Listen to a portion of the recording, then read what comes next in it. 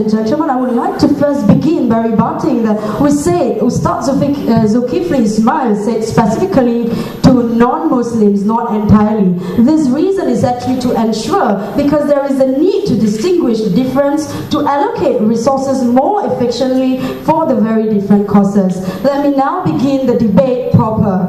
Ladies and gentlemen, da'wah and concerts cannot coexist as their deeper meanings are very oxymoronic. As I've already, or my first speaker has already mentioned, that da'wah is done solely to please God, and that concerts serve as an economic interest. The commercial aspect of a concert overwhelms the Islamic nature due to the nature that concerts, firstly, is due to making profits, second is to increase the fame of the celebrities, and thirdly, actually, is to groom the talents of these celebrities. This in turn actually dilute the very meaning of da'wah itself. Ladies and gentlemen, let me move on to my next point. If da'wah and concerts actually cannot coexist, because are we not shocked to see some Yusuf's concerts on YouTube, Wali Band for instance, when we see Muslims, men and women, screaming and waving as if there was a rock concert?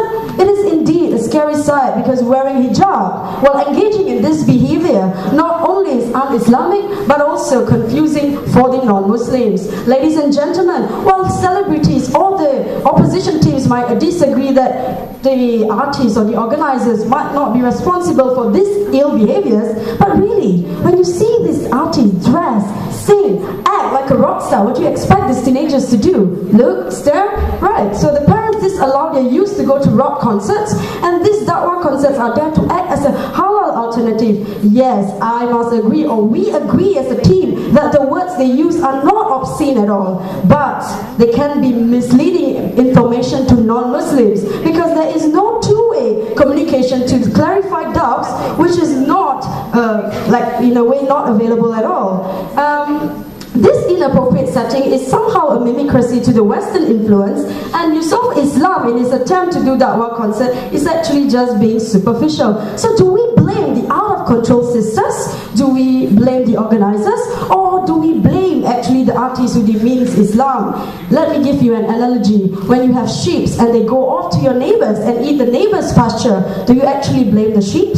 Or do you blame the shepherd who actually allows the possibility of the sheep going to grass over there? Ladies and gentlemen, will you just switch off this concerned sister and switch on to the likes of Mahir Zain, because he can sell you a pipe dream with his soothing words and melodic voice. What a way to make Islam look cool, and what a way to market a Muslim lifestyle, but this is very misleading. Ladies and gentlemen, while da'wah must be done with the intentions of elevating the words of Allah, but concerts actually propagate the idea of congregating people to worship an idol or star, as we have seen. And well, the opposition might actually say that this actually may be like a trigger or a spark to actually start people to open their hearts and mind to Islam. But well, with these misleading lyrics, the setting is full of distractions, and the journey begins in an un-Islamic background to begin with. This actually, ladies and gentlemen, does not achieve its intent. Even our Prophet did not resort to da'wah. So even if music can engage people, how do we justify the preachings of a good thing in a misleading setting? Ladies and gentlemen, there is this major cost, C-O-S-T, as well as C-A-U-S-E to this. The organizers value music, singing, entertainment and fame, and neglected the words of Allah. For instance, if we go for a cooking class, right?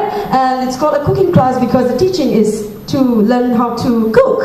But if you learn together with that some other moral values because the teacher was polite, we should not also call the concert da'wah concert just because it is coincidentally learned. Ladies and gentlemen, let me end my debate by saying that concert must be commercialized, thus Islam becomes a commodity or brand religion. Da'wah is appreciating Islam, but concert is contrary to the ideals of Islam. So it is impossible to put them, the word da'wah and concert, side by side. Thank you very much.